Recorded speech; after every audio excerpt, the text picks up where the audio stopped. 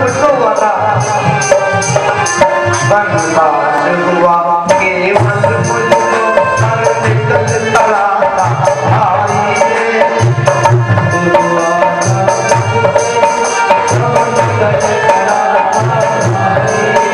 भाई की सेवा करने को संग में आ जाता भाई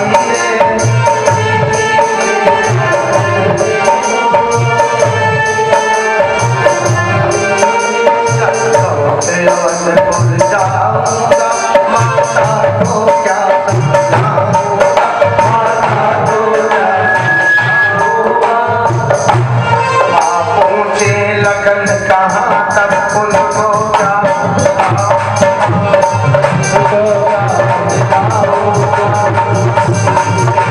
अकल हुई हैरान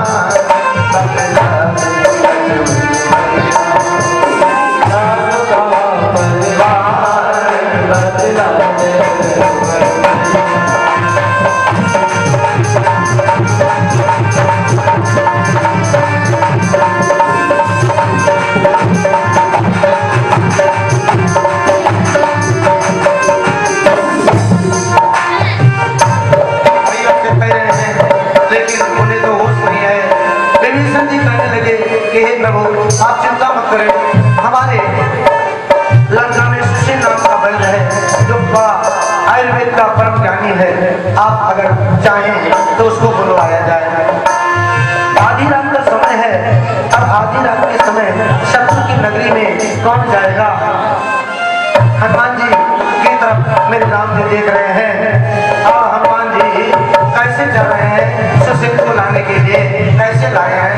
हनुमान जी राम जी को प्रणाम किया और उड़े और पहुंचे जाएंगे लंका में, जहां पर सुशील बैठा अपनी दवाई फोड़ के रहा था। मन ने विचार किया कि इसको कहूं अपनी बात, एक बात से मानता है कि नहीं मानता है। अगर राजी भी हो जाए और चल भी दे, वहां पहुंचे तो कहे मैं जो इंजेक्शन वाला पहला वही छोड़ आया, फिर मैं आऊंगा, फिर ले जाऊंगा और समय बीतेगी, सुबह होते ही खतरा है। तो चलो ये घोटने को इसको मैं इसका मकान ही लेके चलते हैं। इसकी जितनी सिरिंज जितने आला बीटी मशीन नापने वाली है सब वही निकलेगी। और मेरी राम कैसे चलते हैं? गुरु गयो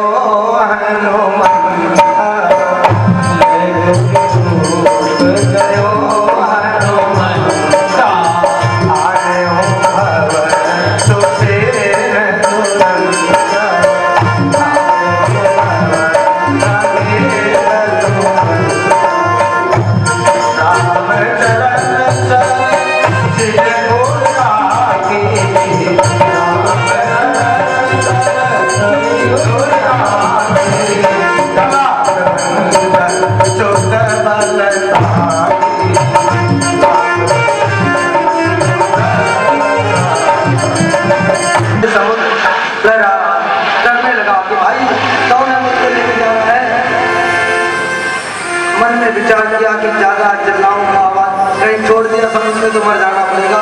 अब चलने तो जो होगा तो दिखागा। और राम जी को देखा तो राम का स्वरूप जो भक्त दिखता है देख ही रह जाता है। और मन ही मन नमन किया।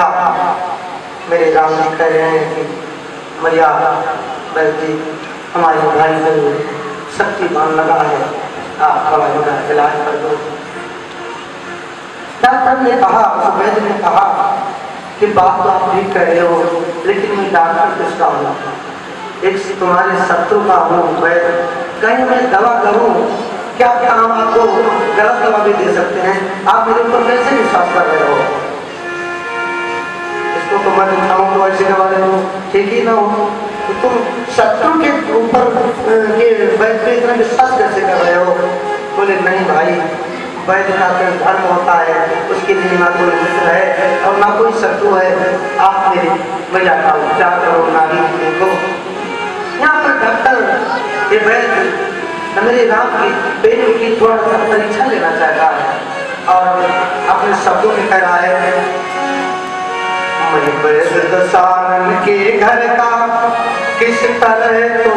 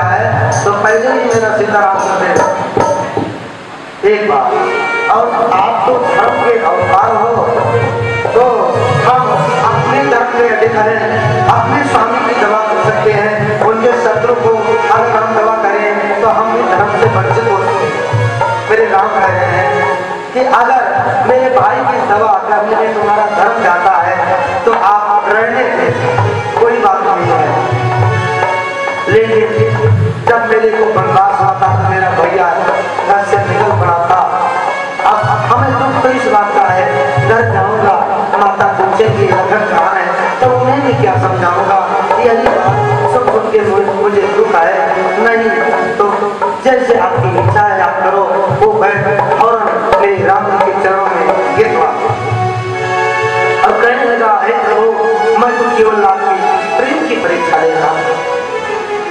अब आपका मैं तन मन से आपका कार्य हो गया है और लक्ष्मण जी की नाड़ी का परीक्षण करता है। नाड़ी देखा, कहने लगा इनके तो बहुत तगड़ी आघात है और इतनी गहरी चोट है कि इसका उपचार यहाँ पर, इसके उपचार का कोई दवा मेरे पास है ही नहीं। हनुमान जी बोले तो फिर तुम्हारा घर से ले आया हो, ढूंढो इसमें। बोले पूरे घर में नहीं वो दवा, ये दवा बहुत दूर मिलेगी। कहाँ मिलेगी? एक द्रोणागिरी पर्वत पर जाना पड़ेगा तुम्हें। और द्रोणागिरी कहाँ पर है? उत्तराखंड। यहाँ से 750 कोस उत्तर की तरफ जाओगे तब उत्तराखंड पर्वत के ऊपर ये औषधि है। तो सुसेन कह रहा है और इसको लाने में बड़ी अड़चन है। तुम द्रोणागिरी को जइयो, हनुमान संजीवन लियो। तुम द्रोणागिरी को जइयो, हनुमान संजीवन लियो। करने नहीं पावे भानु, अल्लाह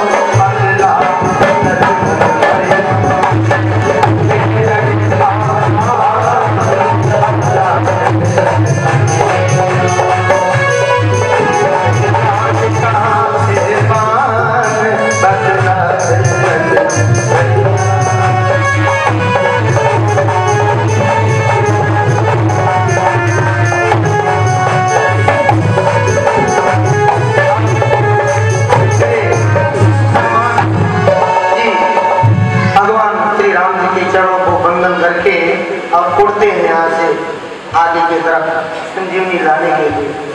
उधर दशानन में खबर मिल गई कि लंका से वो मेरा डॉक्टर तो ही गायब हो गया, कहाँ गया सब पता लगा। रात्रि को ही तो इसके गुप्तचर चारों तरफ घूमते थे। राम का कृष्ण का दर्शन होता है। ये भागवत का बड़े मोस्ट इम्पोर्टेंट श्लोक है। हम आप जितना भी ज्यादा से ज्यादा भागवत चर्चा करें और उनके स्तोत्र को, उनकी वंदना को ज्यादा से ज्यादा गाएं। कथा भगवान की जितना दिन गाई जाए उतना ही कम है। हनुमान जी इस प्रकार वहां पहुंचते हैं। रावण ने सोचा, चलते समय पता बतलाया था कि उस बूटी के पास में एक ज्योति जल रही है। मैंने पूछा था कौन सी बूटी लाऊं या आप मना कर दो फिर जाना पड़े, तो हमें उसका पहचान बताए दो। सुसेन ने पता बतलाया था कि वहाँ पर 4 प्रकार की जगह हैं। मृत संजीवनी, एक संजीवनी, एक घाव को भरती है, एक मरीज को जीवित करती है और एक बेहोशी को दूर करती है और एक प्राण डालती है। ये सारी बात बताई थी, लेकिन जो बूटी तुम्हें लाना उसका दीप चलता रहेगा। सुसेन इस बात को जानता था, इस बात को रावण ने जानता था। रावण ने सोचा सुसेन ने पत्र जरूर बतलाया होगा, तो उस गुप्तचर को भेजा और पूरे पर्वत में जोत जलवा दिया कि हनुमान जी उस बूटी को ही ना पहचान पाए। एक लेके आएंगे, डॉक्टर मना करेगा, जब तक कर जाएंगे। फिर सूर्य देवता उधर कृपा कर दिए। सूर्य को इधर रावण डांट रहा कि जल्दी निकलो, और अगर हनुमान जी आदेश दे रहे हैं कि हमारे रघुवंश के ऊपर दुख है तो इतना ध्यान रखना जब तक एक कार्य हो न जाए तब तक होना नहीं। लेकिन शंका हुई कि कहीं ऐसा न हो रावण धमकाए, कहीं डर के मारे निकल आए। तो हनुमान जी ने सूर्य को पकड़ के अपने बगल दबा लिया कि काम ठीक हो जाए, मेरे लक्ष्मण जी जीवित हो जाए, तब इनको छोड़ा जाए। कुछ भी ऐसा नहीं कहा है। बाकी वहाँ पहुँचे हैं और ना जान करके जय श्री राम कह के पूरा पर्वत को लाते हैं। पर्वत को लेकर हनुमान जी चल रहे हैं। जब रावण में युद्ध हो रहा था तो राम जी भरत भैया की बड़ी तारीफ किया करते थे। जैसे कोई मारता था तीर हार होती थी ना, हुए भरत भाई, यानी मेरे भरत भैया होते तो आज हमें कुछ मेहनत नहीं करना पड़ता। हनुमान जी सोचते थे कि काम सब हम लोग कर रहे हैं इनका, अभी बार बार भरत भैया कर रहे हैं, कि चलो अयोध्या रास्ते में है, थोड़ा उनसे भी भेंट कर लेके आ जाए। पहाड़ लेकर के और उल्टे हाथ में पहाड़ ले रखा था हनुमान जी और अयोध्या के ऊपर आ रहे थे। हा हा हा की सब हो रहा था। भरत भैया रात्रि का 12-1 बज रहे होंगे। सोचा कोई राक्षस इस पहाड़ को लेके जा रहा है, किसी नगरी पे डाल देगा, सब जीव मर जाएंगे। तो ऐसा है, इसको नंदी ग्राम यहाँ जंगल है, मैं यहीं इसको उतार दूं। एक छोटा सा दूर का घास जो होती है, अगर इसको चढ़ाते हो, इस घास की सीख का संधान किया और मंत्र से प्रेरित करके छोड़ दिया। वो तिनका लगा हनुमान जी को। हनुमान जी मूर्छित हुए और धड़ाम से धरती पर आके गिरे। आराम आराम कहते। भरत भैया ने राम का नाम सुना, जैसे दौड़े और हनुमान जी के पास पहुंचे। कोई राम का सेवक, राम जी के भाई भरत पहुंचे और हनुमान जी ने आंख को बंद कर लिया, मुंह को बंद कर लिया, श्वास लेना बंद कर लिया। कुछ देर के लिए ऐसा ढोंग किया कि लग रहे शरीर भी शांत हो गया हो, ऐसा बनाया कि देखो ये क्या उपाय कर। भरत भैया ने कहा, अगर मैं मन वचन कर्म से राम जी की सेवा में या राम जी के चरणों में हमारा नियम बराबर लगा रहा हो, तो ये जीव, ये बानर अभी पीड़ा से मुक्त हो जाए। जैसे कहा, जैसे पटाख से आप बोला हनुमान जी ने, और दोनों में वार्तालाप हुई। भरत भैया कहते हैं कि मैं ऐसा भागा रहा कि भगवान एक काम में भी मदद नहीं आया, बल्कि उनकी काम में मैं तकलीफ कारक बना। मेरे काम मेरे भाई बन गए। आज भाई की शक्ति लगी है, मैं उनको यहाँ अड़चन डाल रहा हूँ, अपने को जिता रहे हैं। लेकिन कहा है कि आप चिंता मत करो, मैं आप पूरे पर्वत समेत तीर पे बैठो और अभी एक सेकंड में वहां भेज रहा हूँ। हनुमान जी ने सोचा, मेरे भार चले कि निभाना, इतना मेरा भार और इतना पहाड़ का वजन इनके तीर पे कैसे चलेगा।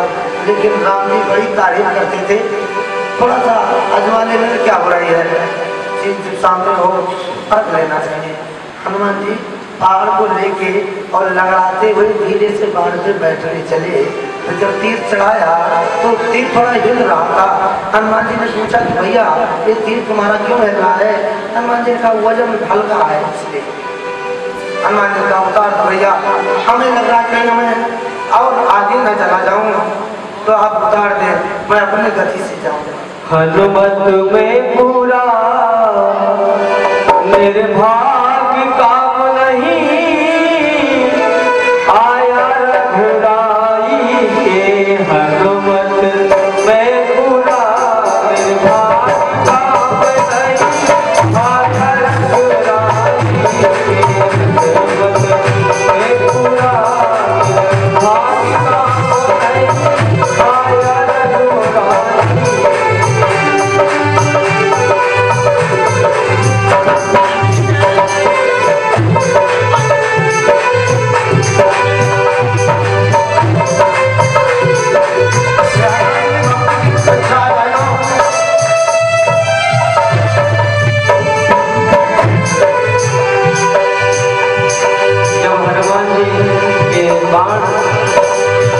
भर के बाण मारकर श्री भरतलाल ने हनुमान जी को गिरा दिया और पास में आकर के जब देखा कि तो कोई श्री राम भक्त है, मेरे से बड़ा अपराध हो गया। आपस में परिचय हुआ है।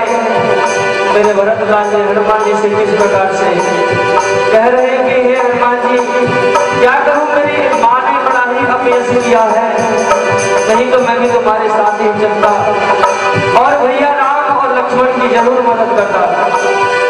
मेरी माँ ने अपयश किया राम को बनवास दे दिया, मेरी माँ ने अपयश किया राम को बनवास दे दिया।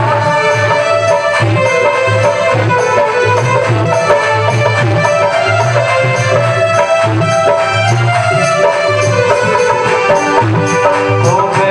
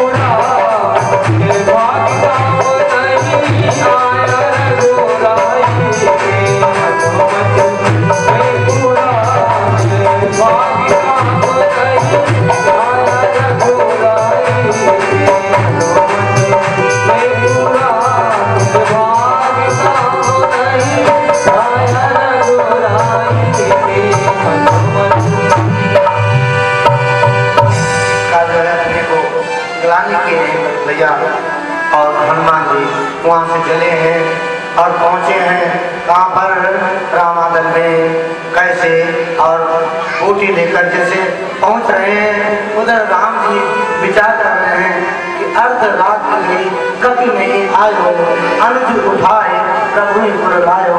राम जी उठा करके हृदय से लगाते हैं और विलाप कर रहे हैं कि अभी तक हनुमान नहीं आया, अब मैं क्या करूँगा, क्या नहीं करूँगा, इतना विकल हो रहे हैं। इतने में ही हनुमान जी पहुँच रहे हैं।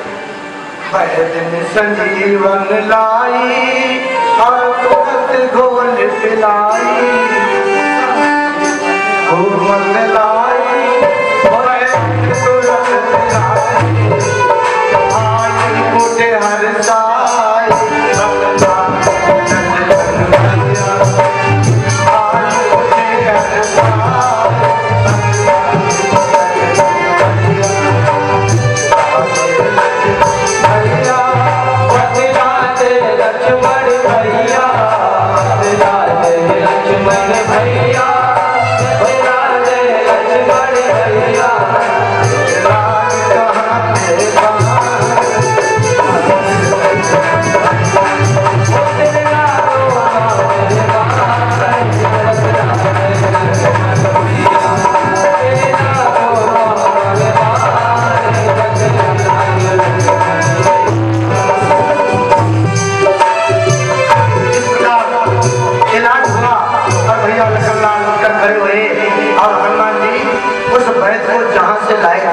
मकान समेत को नहीं पहुंचा दिया।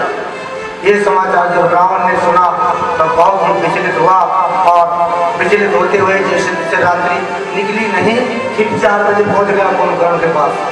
उसको जगाने का बड़ा प्रयत्न करने लगा क्योंकि 6 महीने की गणगौर निद्रा में सो रहा था। लेना था उसको इंद्र का इंद्रासन और मां मैया सरस्वती की कृपा से निद्रासन। तो निद्रा में व्यक्ति को जगाओ तो बहुत खुशी होते हैं। बोला तो पहले तो जग नहीं रहा था, कई कवियों ने अलग अलग मत निकाला है, कोई तीर मार रहे हैं, कोई कुछ कर रहे हैं, बहुत ही कोशिश से जगाया गया है।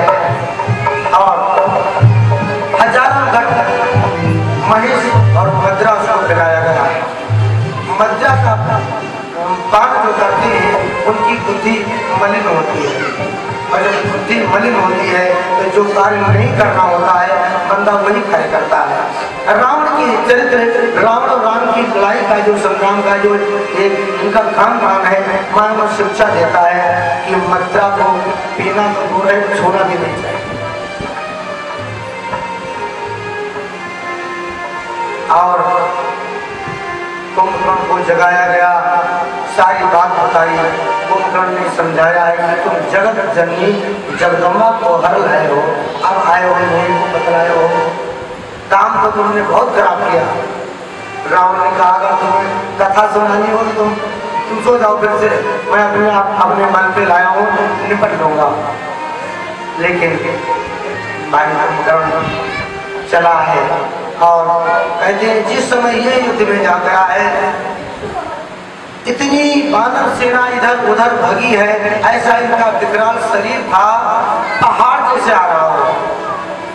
उस समय विभीषण भगवान राम से कहने लगे नाथ भूतरा कार शरीरा, नाथ भूतरा कार शरीरा,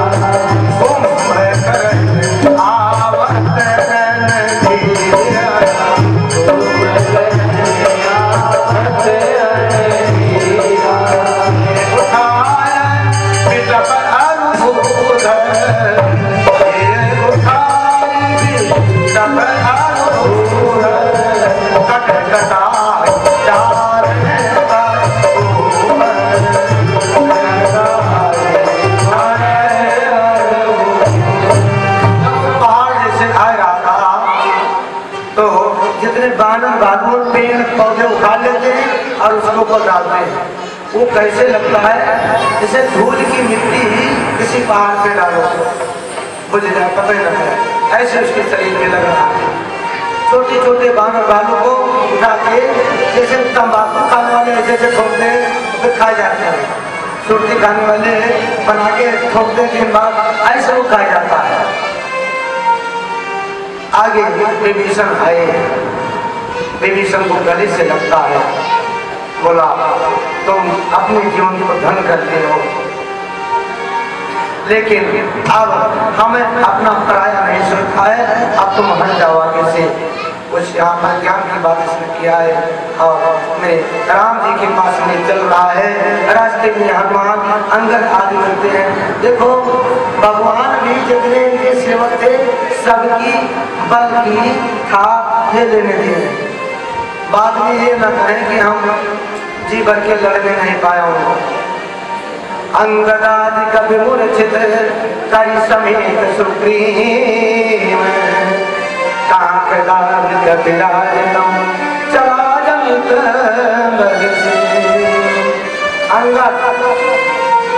हनुमान अब कपिलादि में हनुमान इनको सबको जामुन इन सबको कांख में दबाई के और मुट्ठी में पकड़ के फिर आगे चला है। भगवान शंकर जी पार्वती जी से कह रहे हैं उमान कर रघुपति नर